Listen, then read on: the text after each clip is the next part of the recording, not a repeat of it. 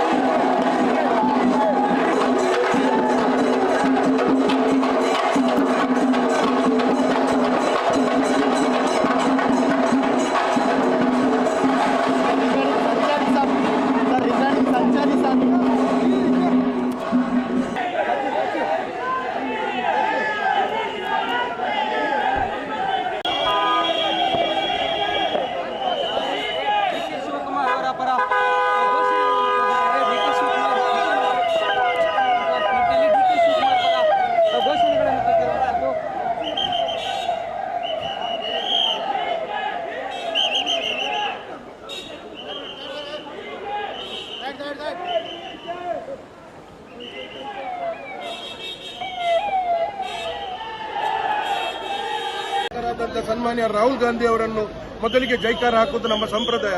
ಅದಾದ್ಮೇಲೆ AICC general secretary ಆದಂತಹ KC Venugopal ರವರಿಗೆ ಜೈಕಾರ ಹಾಕುವುದು ನಮ್ಮ ಸಂಪ್ರದಾಯ. ಅದಾದ್ಮೇಲೆ ನಾವೆಲ್ಲ ಪಾರ್ಟಿ ಕೆಡರಿಂದ ಬಂದವರು ನಮ್ಮ ರಾಜ್ಯದ ಪಾರ್ಟಿ ಅಧ್ಯಕ್ಷರಾದಂತಹ ಸನ್ಮಾನ್ಯ ಡಿಕೆ ಶಿವಕುಮಾರಿಗೆ ಜೈಕಾರ ಹಾಕುವುದು ಕಾಂಗ್ರೆಸ್ ಪಕ್ಷದ ಕಾರ್ಯಕರ್ತರ ಸಂಪ್ರದಾಯ. ಇದು ಪಾರ್ಟಿ ಕೆಡರ್ ಕಾರ್ಯಕ್ರಮ. ಸಿಎಂ ಸರ್ಕಾರಿ ಕಾರ್ಯಕ್ರಮದಲ್ಲಿ ನಾವು ಮುಖ್ಯಮಂತ್ರಿ ಸಿದ್ದರಾಮಯ್ಯರಿಗೂ ಕೂಡ ಜೈಕಾರ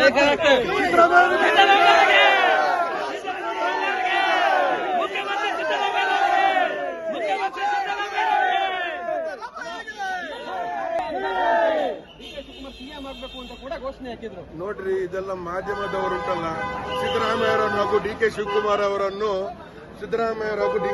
ಬಣ ಅಂತ ಬಿಂಬಿಸ್ತಾ ಇದ್ದೀರಾ. ಇದರಲ್ಲಿ ಒಂದ್ ನಿಮಿಷ, ಇದರಲ್ಲಿ ಯಾವುದು ಬಣ ರಾಜ್ಯಕ್ಕೆ ಇಲ್ಲ. ಸಿದ್ದರಾಮಯ್ಯ ಅವರು ಎಂದಿಗೂ ಯಾವತ್ತಿಗೂ ಕೂಡ ಕುರ್ಚಿಯ ಹಿಂದೆ ಹೋದಂತ ನಾಯಕರಲ್ಲ. ಸಿದ್ದರಾಮಯ್ಯ ಅವರು ಇನ್ನೊಬ್ಬ ನಾಯಕನನ್ನು ನಾಯಕತ್ವ ಕೊಟ್ಟು ಸೃಷ್ಟಿಸಿದಂತ ನಾಯಕರು. ಏನೋ ಈ ರಾಜ್ಯದಲ್ಲಿ ಏನೋ ಈಗ ಬದಲಾವಣೆ ನಡೀತಾ ಉಂಟು. ಖಂಡಿತವಾಗಿ ಸಿದ್ದರಾಮಯ್ಯನೇ ಸಾಹೇಬ್ರೆ ಡಿಕೆ ಶಿವಕುಮಾರ್ ಸಾಹೇಬ್ರಿಗೆ ಅವಕಾಶ ಮಾಡಿಕೊಡ್ತಾರೆ. ನಮ್ಮಲ್ಲಿ ಯಾವುದು ಗೊಂದಲ ಇಲ್ಲ. ನಮಗೆ ಸಿದ್ದರಾಮಯ್ಯ ಅವರು ನಾಯಕರೇ, ನಮಗೆ ಡಿಕೆ ಶಿವಕುಮಾರ್ ನಾಯಕರೇ.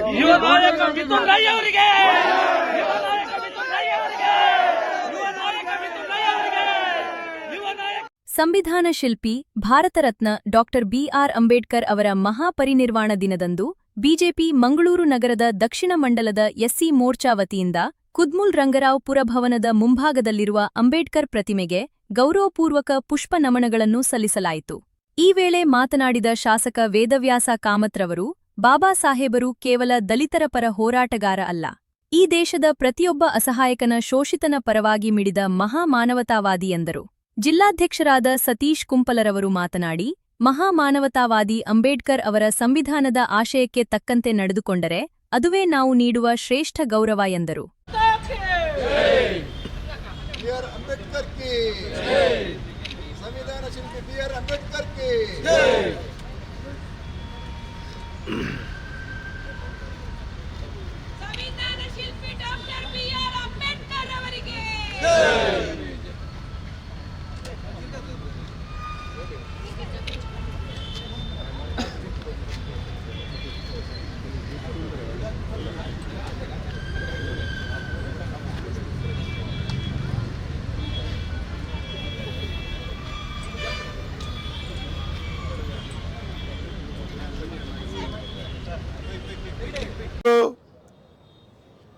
ಅಂಬೇಡ್ಕರ್ ಅವರು ಈ ದೇಶಕ್ಕೆ ಕೊಟ್ಟಂಥ ವಿಶೇಷವಾದಂಥ ಕೊಡುಗೆ.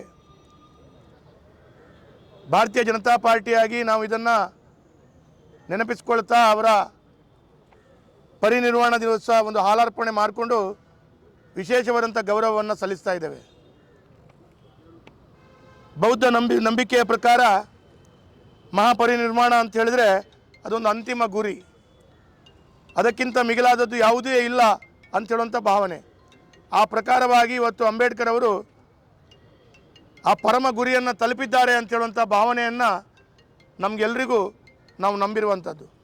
ಅದರಲ್ಲಿ ಕೂಡ ಬಾಬಾ ಸಾಹೇಬರು ಕೇವಲ ದೀನದಲಿತರಿಗೆ ಹೋರಾಟ ಮಾಡಿದ್ದಲ್ಲ, ಇಡೀ ಪ್ರಪಂಚದ ಎಲ್ಲ ಬೇರೆ ಬೇರೆ ರೀತಿಯಲ್ಲಿ ಭಾರತದಲ್ಲಿ ಹುಟ್ಟಿಕೊಂಡಂಥ ಅಸಹಾಯಕ ಅವರನ್ನು ಮುಖ್ಯವಾಹಿನಿ ತರಬೇಕು ಅಂತ ಹೇಳೋ ದೃಷ್ಟಿಯಲ್ಲಿ ಪರಿಪೂರ್ಣವಾಗಿ ಅವರ ಕೊಡುಗೆಯನ್ನು ಕೊಟ್ಟವರು. ಈ ಹಿಂದೆ ಅವರ ಪರವಾಗಿ ಅವರ ವಿಶೇಷವಾದಂಥ ಕೊಡುಗೆಯನ್ನು ಸ್ಮರಿಸ್ತಾ ಅವತ್ತು ಓದಿದಂಥ ಸಾಲುಗಳನ್ನು ನಾನು ಇವತ್ತು ಉಲ್ಲೇಖ ಮಾಡಲಿಕ್ಕೆ ಬಯಸ್ತಾ ಇದ್ದೇನೆ. ಮುಟ್ಟಿಸಿಕೊಳ್ಳದವನಿಗಾಗಿ ಹುಟ್ಟಿದ ಅಂಬೇಡ್ಕರ್ ಎಲ್ಲರೂ ಅಪ್ಪಿಕೊಳ್ಳುವಂಥ ಸಾಧನೆ ಮಾಡಿ ಹೋದರು ಅಂತ ಹೇಳುವಂಥದ್ದು ನಾವು ಪುಸ್ತಕದಲ್ಲಿ ಓದ್ತೇವೆ. ತಾನು ಸ್ವತಃ ಉರಿದು ಇತರರಿಗೆ ಬೆಳಕು ನೀಡುವಂಥ ಮೇಣದಂತೆ ಜೀವನದುದ್ದಕ್ಕೂ ನೋವನ್ನು ಅನುಭವಿಸಿದರೂ ಉಳಿದವರ ಬಾಳಿನಲ್ಲಿ ಬೆಳಕಾದರು ಅಂತೇಳುವಂಥದ್ದು ಕೂಡ ಉಲ್ಲೇಖ ಮಾಡ್ತಾರೆ. ಅದು ಮಾತ್ರವಲ್ಲ, ಅಂದು ಶಾಲೆಗೆ ಸೇರಲು ಕಷ್ಟ ಆದಂಥ ಸಂದರ್ಭದಲ್ಲಿ ಶಾಲೆಗೆ ಸೇರಲು ಕಷ್ಟವನ್ನು ಅನುಭವಿಸಿದಂಥ ಅಂಬೇಡ್ಕರ್ ಅವರು ಇವತ್ತು ಶಾಲಾ ಪಠ್ಯಪುಸ್ತಕದಲ್ಲಿ ಅವರ ಬಗ್ಗೆ ತಿಳ್ಕೊಳ್ಳುವಂಥ ಒಂದು ವಾತಾವರಣ ನಿರ್ಮಾಣ ಮಾಡಿದ್ದು ಇದು ಅವರ ವಿಶೇಷವಾದಂಥ ಕೊಡುಗೆ. BR ಅಂಬೇಡ್ಕರ್ ಅವರು ಈ ಭಾರತಕ್ಕೆ ಸಂವಿಧಾನವನ್ನು ಕೊಟ್ಟು ಅವರಿಗೆ ವಿಶೇಷವಾದಂಥ ಗೌರವವನ್ನು ಸಲ್ಲಿಸುವಂಥ ಒಂದು ಸಂದರ್ಭದಲ್ಲಿ ನಾವು ಉಲ್ಲೇಖ ಮಾಡಬೇಕಾದದ್ದು, ಸಹಜವಾಗಿ ಅವರು ಲೋಕಸಭೆಗೆ ಪ್ರವೇಶ ಮಾಡಬೇಕು ಅಂತೇಳುವಂಥ ಇಚ್ಛೆಯನ್ನು ಇಂಗಿತಪಡಿಸಿದಾಗ 2 ಬಾರಿ ಲೋಕಸಭೆಗೆ ಚುನಾವಣೆಗೆ ಅವರು ಅಭ್ಯರ್ಥಿಯಾಗಿ ಸ್ಪರ್ಧಿಸುವಂಥ ಸಂದರ್ಭದಲ್ಲಿ ಕೂಡ ಅವರ ಎದುರುಗಡೆ ಗೆದ್ದಂಥ ವ್ಯಕ್ತಿಗಳು ಕಾಂಗ್ರೆಸ್ ಪಕ್ಷದ ಅಭ್ಯರ್ಥಿಗಳು ಲೋಕಸಭೆಗೆ ಪ್ರವೇಶ ಆದರು. BR ಅಂಬೇಡ್ಕರ್ ಅವರಿಗೆ ಲೋಕಸಭೆ ಪ್ರವೇಶ ಮಾಡಲಿಕ್ಕೆ ಅವಕಾಶಗಳ ಕೊಡೋದು ಇದು ಈ ರೀತಿಯ ಪರಿಸ್ಥಿತಿಯಲ್ಲಿ ಇವತ್ತು ನಾವೆಲ್ಲೂ ಕಾಣ್ತಾ ಇದ್ದೇವೆ. ಅಂಥ ಜನಸಂಘದ ಪ್ರಮುಖರು ಅವರ ನಾಮಿನೇಷನ್ಗೆ ಅವರನ್ನು ನಮೂದನೆ ಮಾಡುವ ಮುಖಾಂತರ ಅವರು ವಿಶೇಷವಾಗಿ ಗೌರವವನ್ನು ಕೊಟ್ಟದ್ದು ಜನಸಂಘ ಮತ್ತು ನಮ್ಮ ಪಕ್ಷದ ಹಿರಿಯರು ಅಂತೇಳುವಂಥ ಖುಷಿಯನ್ನು ನಾನು ಈ ಸಂದರ್ಭದಲ್ಲಿ ಉಲ್ಲೇಖ ಮಾಡಬೇಕು. ಅವರಿಗೆ ಭಾರತ ರತ್ನ ಕೊಡಬೇಕು ಅಂತೇಳುವಂಥ ಚರ್ಚೆ ಆದಾಗ ಅದನ್ನು ಕೂಡ ನಮ್ಮ ಸರ್ಕಾರ ಕೊಟ್ಟಿತ್ತು. ಹೀಗೆ ಬೇರೆ ಬೇರೆ ರೀತಿಯ ಚಿಂತನೆಗಳಾದಾಗ ಅಂಬೇಡ್ಕರ್ ಅವರಿಗೆ ನಿಜವಾದ ಗೌರವ ಸಲ್ಲಿಸಿದ್ದು, ನಿಜವಾಗಿ ಅವರಿಗೆ ಗೌರವ ಕೊಟ್ಟದ್ದು ನಮ್ಮ ಆಡಳಿತದ ಅವಧಿಯಲ್ಲಿ ನಮ್ಮ ನಾಯಕರುಗಳು ಅಂತೇಳುವಂಥ ಮಾತನ್ನು ಇವತ್ತು ನಾನು ಉಲ್ಲೇಖ ಮಾಡ್ತಾ, ಎಲ್ಲೋ ಒಂದು ಕಡೆ ಜೀವಂತ ಇರುವಾಗ ಯಾವುದೇ ರೀತಿಯ ಗೌರವ ಕೊಡದೆ ಅವರು ಇಲ್ಲದಂಥ ಸಂದರ್ಭದಲ್ಲಿ ಅವರು ಕೊಟ್ಟಂಥ ಸಂವಿಧಾನವನ್ನು ಹಿಡ್ಕೊಂಡು ಜನರ ಮಧ್ಯದಲ್ಲಿ ತಿರುಗಾಡುವಂಥ ವಾತಾವರಣವನ್ನು ಸೃಷ್ಟಿ ಮಾಡುವುದು, ಅಥವಾ ನಾವು ಸಂವಿಧಾನದ ರಕ್ಷಕರು ಅಂತೇಳುವ ರೀತಿಯಲ್ಲಿ ಮಾತಾಡೋದು, ಆದರೆ ಜೀವಂತ ಇರುವಾಗ ಅವರಿಗೆ ಯಾವುದೇ ಗೌರವ ಕೊಡದಿದ್ದದು, ಇದೆಲ್ಲವನ್ನು ನಾವು ಕಂಡಾಗ ನಿಜವಾಗಿ ಅಂಬೇಡ್ಕರ್ ಇರ್ಬೋದು, ಅವರ ಕೊಡುಗೆ ಸಂವಿಧಾನಕ್ಕಿರ್ಬೋದು, ಗೌರವವನ್ನು ಯಾರು ಕೊಡ್ತಾ ಇದ್ದಾರೆ ಅಂತೇಳುವಂಥದ್ದು ಸಮಾಜದ ಮಧ್ಯದಲ್ಲಿ ಭಾಳ ದೊಡ್ಡ ರೀತಿಯಲ್ಲಿ ಚರ್ಚೆ ಆಗ್ತಾ ಇದೆ. ಈ ವಿಚಾರದಾಗಿ ಇವತ್ತು ಪರಿನಿರ್ವಾಣ ದಿವಸ ಇವತ್ತು ನಮ್ಮ ಎಲ್ಲ ಇಡೀ ತಂಡ ಭಾಳ ದೊಡ್ಡ ಸಂಖ್ಯೆಯಲ್ಲಿ ಬಂದು ಹಾರಾರ್ಪಣೆ ಮಾಡಿ ಅವರಿಗೆ ವಿಶೇಷವಾಗಿ ಅವರಿಗೆ ಗೌರವವನ್ನು ಕೊಡುವಂಥ ನಾನು ಕೆಲಸ ಕಾರ್ಯಗಳನ್ನು ಮಾಡಿದ್ದೇವೆ. 1931ರಲ್ಲಿ ಕಾಂಗ್ರೆಸ್ನವರು ಅವರಿಗೆ ಕಪ್ಪು ಬಾವುಟ ತೋರಿಸುವ ಮುಖಾಂತರ ಅವರಿಗೆ ನಿಂದನೆಯನ್ನು ಮಾಡ್ತಾರೆ. ಅಂಥ ಮಹಾನ್ ವ್ಯಕ್ತಿಗೆ ಕಪ್ಪು ಬಾವುಟ ತೋರಿಸುವಂಥ ಕೆಲಸ ಕಾರ್ಯಗಳು. ಅದು ಮಾತ್ರವಲ್ಲ, ಅವರ ನಿಧನ ಹೊಂದಿದಾಗ ಅವರ ಅಂತ್ಯಕ್ರಿಯೆಗೆ ದೆಹಲಿಯಲ್ಲಿ ಜಾಗ ಕೊಡದೆ ಮಹಾರಾಷ್ಟ್ರದಲ್ಲಿ ಬಂದು ಅವರ ಅಂತ್ಯಕ್ರಿಯೆ ಮಾಡಿದಂಥ ವಾತಾವರಣಗಳು, ಇದನ್ನೆಲ್ಲವನ್ನು ನೆನಪಿಸಿಕೊಂಡಾಗ ದುಃಖ ಆಗುತ್ತೆ. ಅವರೊಂದು ಪರಿಶಿಷ್ಟ ಜಾತಿಯ ಬಂಧು ಆಗಿ ಹುಟ್ಟಿ ಬಂದು ತದನಂತರ ಬೌದ್ಧ ಧರ್ಮವನ್ನು ಸ್ವೀಕಾರ ಮಾಡಿಕೊಂಡ್ರೂ ಕೂಡ ಅವರಿಗೆ ಈ ರೀತಿಯ ಅಗೌರವ ತೋರಿದ್ದನ್ನು ಕಂಡಾಗ ಇವತ್ತು ಭಾರತದಲ್ಲಿ ಇವತ್ತಿನ ಪರಿಸ್ಥಿತಿಯಲ್ಲಿ ಕೂಡ ನಾವು ಇದನ್ನು ಉಲ್ಲೇಖ ಮಾಡಿ ಇನ್ನು ಮುಂದೆ ಯಾವುದೇ ಸಂದರ್ಭದಲ್ಲಿ ಭಾರತದಲ್ಲಿ ಆ ರೀತಿಯ ವಾತಾವರಣಗಳು ಯಾವತ್ತೂ ನಿರ್ಮಾಣ ಆಗಬಾರ್ದು ಅಂತೇಳುವಂಥ ಚಿಂತನೆಯನ್ನು ಮಾತಾಡ್ತಾ ಇವತ್ತು ಈ ಸಂದರ್ಭದಲ್ಲಿ ನಾನು ಉಪಸ್ಥಿರುವಂಥ ಎಲ್ಲ ಗೌರವಾನ್ವಿತ ಹಿರಿಯ ಕಿರಿಯ ಬಂಧುಗಳಿಗೆ ನನ್ನ ವಿಶೇಷವಾದಂಥ ವಂದನೆ ಶುಭಾಶಯಗಳನ್ನು ಕೊಡ್ತಾ, ಮಂಗಳೂರು ಮೀನುಗಾರಿಕಾ ಬಂದರನ್ನು ಆಧುನೀಕರಿಸುವ ಮಹತ್ವದ ಯೋಜನೆಯ 3ನೇ ಹಂತದ ಕಾಮಗಾರಿಗೆ ಸೌತ್ ವಾರ್ಫ್ ಬಂದರು ಪ್ರದೇಶದಲ್ಲಿ ಯಶಸ್ವಿಯಾಗಿ ಶಂಕುಸ್ಥಾಪನೆ ನೆರವೇರಿಸಲಾಯಿತು. ಈ ಕಾಮಗಾರಿಯು ಕೇಂದ್ರ ಸರ್ಕಾರದ ಮಹತ್ವಾಕಾಂಕ್ಷೆಯ ಪ್ರಧಾನಮಂತ್ರಿ ಮತ್ಸ್ಯ ಸಂಪದ ಯೋಜನೆ PMMSY ಅಡಿಯಲ್ಲಿ ಅನುಷ್ಠಾನಗೊಳ್ಳುತ್ತಿದೆ. ಈ ಪ್ರಮುಖ ಅಭಿವೃದ್ಧಿ ಕಾರ್ಯಕ್ಕೆ ಕರ್ನಾಟಕ ಸರ್ಕಾರದ ಮೀನುಗಾರಿಕಾ, ಬಂದರು ಮತ್ತು ಒಳನಾಡು ಜಲಸಾರಿಗೆ ಸಚಿವರಾದ ಮಂಕಾಳ ಎಸ್. ವೈದ್ಯ ಮತ್ತು ಮಂಗಳೂರು ದಕ್ಷಿಣ ಶಾಸಕರಾದ ಡಿ. ವೇದವ್ಯಾಸ್ ಕಾಮತ್ ಅವರು ಅಧಿಕೃತವಾಗಿ ಚಾಲನೆ ನೀಡಿದರು. ಈ ಮೂರನೇ ಹಂತದ ಕಾಮಗಾರಿಯು ಮೀನುಗಾರಿಕಾ ಸಮುದಾಯದ ಬಹುದಿನಗಳ ಬೇಡಿಕೆಯಾಗಿದ್ದು, ಮುಂದಿನ ದಿನಗಳಲ್ಲಿ ಬಂದರಿನಲ್ಲಿ ಸುಗಮ ಕಾರ್ಯನಿರ್ವಹಣೆಗೆ ಸಹಕಾರಿಯಾಗಲಿದೆ.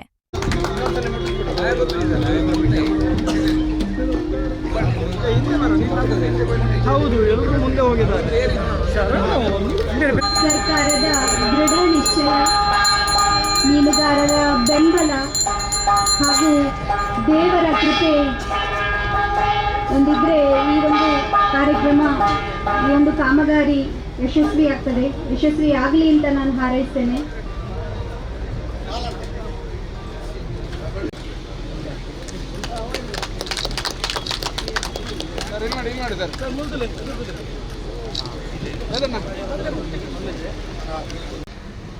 ನಾವು ದೇವರು ನಂಬಿಕೊಂಡು ಹೋಗೋದು, ಸಮುದ್ರಕ್ಕೆ ಹೋಗುವಾಗ ವಾಪಸ್ ಬರ್ತಾರ ಅನ್ನಲಿ ಗೊತ್ತಿಲ್ಲ ನಮಗೆ. ಬರದೇ ಇದ್ದ ಇತಿಹಾಸ ಬೇಕಾದಷ್ಟಿದೆ, ಬೋಟ್ ಸಮೇತ ಬರದೇ ಇದ್ದ ಇತಿಹಾಸನೂ ಇದೆ. ಆ ಸಂದರ್ಭದಲ್ಲಿ ಅವರು ಸಹಾಯಕ್ಕೆ ನಿಲ್ಲಬೇಕು, ಅವರ ಕುಟುಂಬದವರಿಗೆ ತೊಂದರೆ ಆಗದಿದ್ದ ಹಾಗೆ ನೋಡ್ಕೊಳ್ಬೇಕು ಅನ್ನುವಂಥ ನಿಟ್ಟಿನಲ್ಲಿ 6 ಲಕ್ಷ ಇತ್ತು ಮೊದಲೇ. ಅದು 4 ವರ್ಷದಿಂದ ಕೊಡಲಿಲ್ಲಾಗಿದ್ರು, ಒಂದು 9 ಕೋಟಿ ರೂಪಾಯಿ ಬಾಕಿ ಇತ್ತು. ಅದೆಲ್ಲವನ್ನು ಕೊಟ್ಟು ಈಗ 10 ಲಕ್ಷ ರೂಪಾಯಿ ನಾವು ಪ್ರತಿ ಆ ಕುಟುಂಬದ ಸದಸ್ಯರಿಗೆ ಕೊಡುವಂಥ ವ್ಯವಸ್ಥೆ 24 ಗಂಟೆ ಒಳಗೆ ಕೊಡುವಂಥ ವ್ಯವಸ್ಥೆ ಮಾಡಿದ್ದೇವೆ. ಆದರೂ ಅದು ಪೇಪರ್ಸ್ ರೆಡಿ ಆಗಬೇಕು. ನಾವೇನೋ ಇಲ್ಲಿ ಸ್ಟೇಜಲ್ಲಿ ಹೇಳ್ತೇವೆ, ಮತ್ತು ನೀವು ತಪ್ಪು ತಿಳ್ಕೊಂಬಿಡಿ. ಹಾಗೆ ಒಂದು ವಾರ 15 ದಿನ ಹೋಗ್ತದೆ. ಅದು ನಿಮಗೂ ಗೊತ್ತಿದೆ, ನಮಗೂ ಗೊತ್ತಿದೆ. ಮೊದಲೇ ನಮಗೆ ಕೆಲಸ ಆಗಬೇಕು, ಮೀನುಗಾರರಿಗೆ ಅನುಕೂಲ ಆಗಬೇಕು. ಇಷ್ಟು ಬಿಟ್ಟರೆ ಬೇರೆ ಯಾವ ಉದ್ದೇಶನೂ ನಮ್ಮದಿಲ್ಲ. ಈಗ ಮತ್ತೆ ಪುನಃ ಈಗ ನಾವು ಏನು 2 ಕಡೆ ಕೆಲಸ ಮಾಡಿದರೂ ಏನು ಮಂಗಳೂರು ಸಮಸ್ಯೆ 25% ಮಾತ್ರ ಪರಿಹಾರ ಆದ, ಮತ್ತೆ 75% ಸಮಸ್ಯೆ ಇದೆ. ನಾನು ಸುಮ್ಮನೆ ಹೋಗಿ ನೋಡ್ಕೊಂಡು ಬಂದೆ, ಇದು ಗೊತ್ತಿರುವಂಥದ್ದು ನನಗೆ. ಇದಕ್ಕೆ ಪೂರ್ತಿ ವ್ಯವಸ್ಥೆನ ಮಾಡಬೇಕು ಅನ್ನುವಂಥ ಉದ್ದೇಶದಿಂದ ನಾವು ಈಗಾಗಲೇ ಚಾಲನೆಯನ್ನು ಕೊಟ್ಟಿದ್ದೇವೆ. ಈಗ ಕುಡಿಯೋ ನೀರು ಇರ್ಬೋದು, ಡ್ರೈನೇಜ್ ಇರ್ಬೋದು, ಆಕ್ಷನ್ ಶೆಡ್ ಇರ್ಬೋದು, ಅದರ ಜೊತೆಯಲ್ಲಿ 320 ಮೀಟ್ರ್ ಉದ್ದದ ಜೆಟ್ಟಿ ಇರ್ಬೋದು, ಪುನರ್ ನಿರ್ಮಾಣ ಮಾಡುವಂಥದ್ದು, ಇದೆಲ್ಲ ಸೇರಿ 37.5 ಕೋಟಿ. ಇದೆಲ್ಲನೂ ಉಂಟು ಇದರಲ್ಲಿ.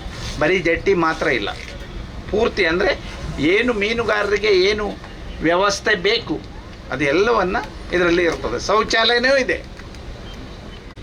ಕಳೆದ ಅವಧಿಯಲ್ಲಿ ನಾನು ಇದೇ ಮೀನುಗಾರಿಕೆ ಬಂದರಿಗೆ ಬಂದು ಈ ಕಾಮಗಾರಿಗಳ ವೀಕ್ಷಣೆ ಮಾಡಿ ಏನೆಲ್ಲ ಕೈಗೆತ್ತಿಕೊಳ್ಬೇಕು ಅಂತ ಹೇಳೋ ದೃಷ್ಟಿಯಲ್ಲಿ ಮೀನುಗಾರರ ಮುಖಂಡರು ನಿತಿನ್ ಕುಮಾರನ್ನು ಹಿಡ್ಕೊಂಡು ಬೇರೆ ಬೇರೆ ಬಂಧುಗಳು ಇಲ್ಲೇ ಬಂದು ಮೀಟಿಂಗ್ ಮಾಡಿದ್ದನ್ನು ನಾನು ಉಲ್ಲೇಖ ಮಾಡ್ತೇನೆ. ಅದಾಯಿತು. ಸೆಪ್ಟೆಂಬರ್ 17 ತಾರೀಕು, ನೆನಪುಗಳು ಸತ್ಯವೇ.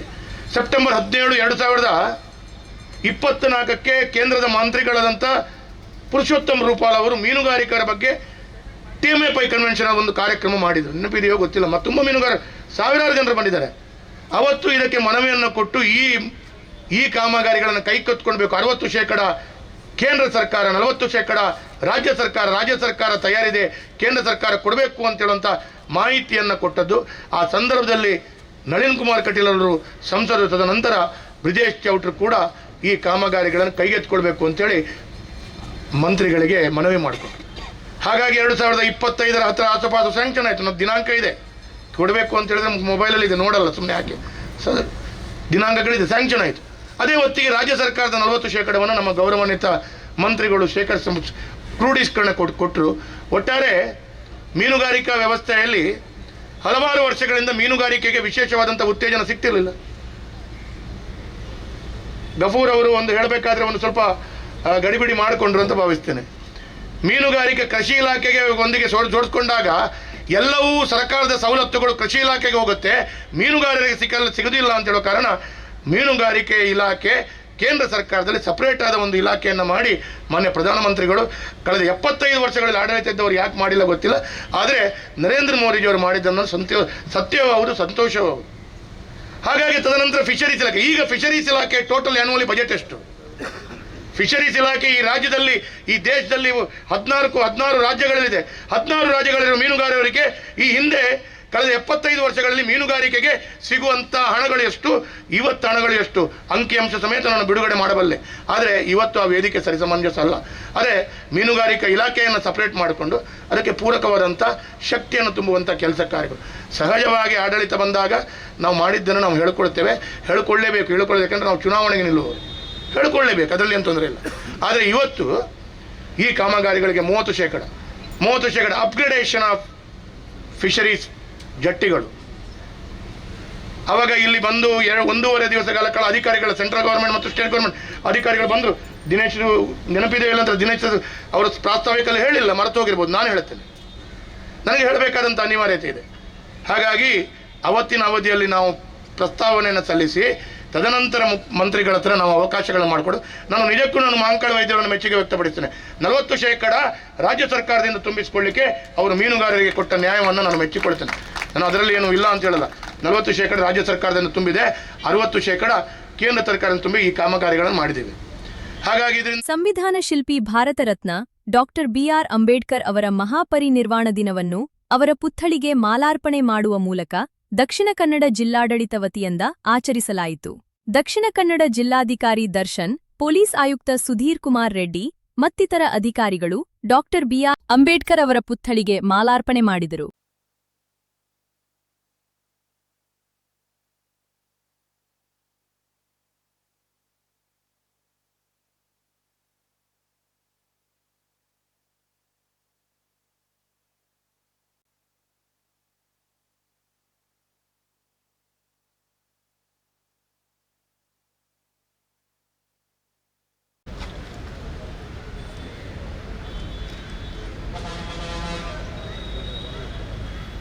ಶುಭ ಮುಂಜಾನೆ. ಇವತ್ತು ನಾವು ಭಾರತ ರತ್ನ ಡಾಕ್ಟರ್ BR ಅಂಬೇಡ್ಕರ್ ಅವರ ಮಹಾಪರಿನಿರ್ವಾಣ ಅಂದರೆ ಡೆತ್ ಆ್ಯನಿವರ್ಸರಿನ ಏನು ಆಚರಣೆ ಮಾಡ್ತಾ ಇದ್ದೀವಿ ನಮ್ಮ ಜಿಲ್ಲೆಯಲ್ಲಿ. ಡಾಕ್ಟರ್ BR ಅಂಬೇಡ್ಕರ್ ಅವರ ಏನು ಪರಿಕಲ್ಪನೆ, ಭಾರತೀಯತೆ ಹೇಗಿರಬೇಕು, ಭಾರತ ರಾಷ್ಟ್ರ ಅನ್ನೋದು ಹೇಗೆ ಮುಂದುವರಿಬೇಕು, ಮತ್ತು ಭಾರತದಲ್ಲಿರುವಂಥ ಎಲ್ಲ ನಾಗರಿಕರು ಯಾವ ರೀತಿ ಜೀವಿಸಬೇಕು, ಮತ್ತು ಅವರಿಗೆ ಯಾವ ರೀತಿ ಸರ್ಕಾರದಿಂದ ಬರುವಂಥ ಎಲ್ಲ ಅವಶ್ಯಕ ಸಹಾಯ ಹಸ್ತನ ಯಾವ ರೀತಿ ಮಾಡಬೇಕು ಅಂತ ನಮ್ಮ ಸಂವಿಧಾನದಲ್ಲಿ ಹೇಗೆ ರಚನೆ ಮಾಡಿ ಕೊಟ್ಟಿದ್ದಾರೋ ಅದೇ ರೀತಿ ಅವರ ಒಂದು ಫಿಲಾಸಫಿಲಿ ಯಾವ ರೀತಿ ನಾವು ಮುಂದುವರಿಬೇಕು ಅಂತ ಹೇಳ್ತಿದ್ದಾರೆ. ಅಂಥ ಒಂದು ಕಲ್ಪನೆಯನ್ನು ಮತ್ತು ಪರಿಕಲ್ಪನೆಯನ್ನು ನಮ್ಮ ಜೀವನದಲ್ಲಿ ನಾವು ತೊಡಗಿಸ್ಕೊಳ್ಬೇಕು ಅಂತ ಒಂದು ಆಶಯದಿಂದ ಇವತ್ತಿನ ಈ ಒಂದು ಆಚರಣೆಯನ್ನು ನಾವು ಮಾಡ್ತಾ ಇದ್ದೀವಿ. ಅದೇ ರೀತಿ ನಮ್ಮ ಡಾಕ್ಟರ್ BR ಅಂಬೇಡ್ಕರ್ ಅವರು ನಮಗೆ ಬೋಧಿಸಿರುವಂತಹ ಎಲ್ಲ ಸನ್ನುಡಿಗಳನ್ನು ಮತ್ತು ಒಳ್ಳೆಯ ವಿಚಾರಗಳನ್ನು ನಮ್ಮ ಜೀವನದಲ್ಲಿ ನಾವು ಅಳವಡಿಸ್ಕೊಂಡ್ರೆ ನಾವು ಒಂದು ಉತ್ತಮ ನಾಗರಿಕರಾಗಿ ಮುಂದುವರಿಬೋದು ಅಂತ ಒಂದು ತಮ್ಮೆಲ್ಲರಿಗೂ ಹೇಳ್ತಾ, ಈ ಒಂದು ದಿನದಲ್ಲಿ ಡಾಕ್ಟರ್ BR ಅಂಬೇಡ್ಕರ್ ಅವರು ನಮಗೆ ಬೋಧಿಸಿರುವಂಥ ಎಲ್ಲ ಕಲ್ಪನೆಗಳನ್ನು ನೆನೆಸ್ಕೊಂಡು ಅದೇ ರೀತಿ ನಾವು ನಮ್ಮ ಜೀವನದಲ್ಲಿ ಅಳವಡಿಸ್ಕೊಂಡ್ರೆ ನಾವು ಉತ್ತಮ ನಾಗರಿಕರಾಗಿ ಮುಂದುವರಿಬೋದು ಅಂತ ಹೇಳ್ತಾ ಈ ಮಾತುಗಳನ್ನ ಮುಗಿಸ್ತೀನಿ. Thank you. ಇನ್ನಷ್ಟು ಹೊಸ ಸುದ್ದಿಗಳಿಗೆ ಗೂಗಲ್ ಪ್ಲೇಸ್ಟೋರ್ನಿಂದ mega media TV android app download ಮಾಡಿಕೊಳ್ಳಿ. ಕ್ಷಣ ಕ್ಷಣದ ನ್ಯೂಸ್ ಅಪ್ಡೇಟ್ಸ್ಗಳಿಗೆ ಮೆಗಾ ಮೀಡಿಯಾ ನ್ಯೂಸ್ ವೆಬ್ಸೈಟ್ಗೆ ವಿಸಿಟ್ ಮಾಡಿ.